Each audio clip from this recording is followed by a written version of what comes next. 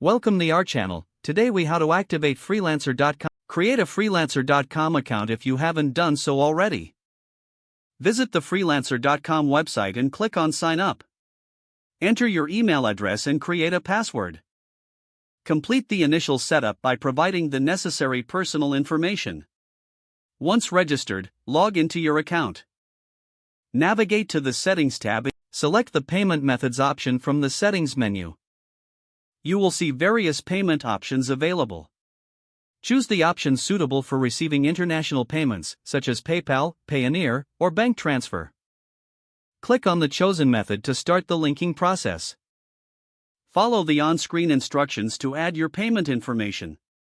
If you selected PayPal, you will need to enter your PayPal email address and confirm your account.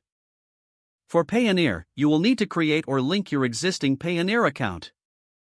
In the case of bank transfer, enter your bank account details as prompted. Ensure all information is accurate to avoid issues with payment processing. Once you have added your payment method, confirm and save the changes. Freelancer.com may require verification for some payment methods. Check your email for any confirmation or verification messages. Once your payment method is verified, you'll be able to receive payments from international clients. Make sure to inform your clients of your chosen payment method. After completing these steps, you will be ready to activate your freelancer.com payments for international clients.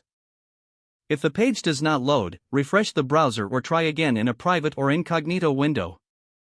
Make sure you are using the correct email address, then retype it carefully to avoid small typos.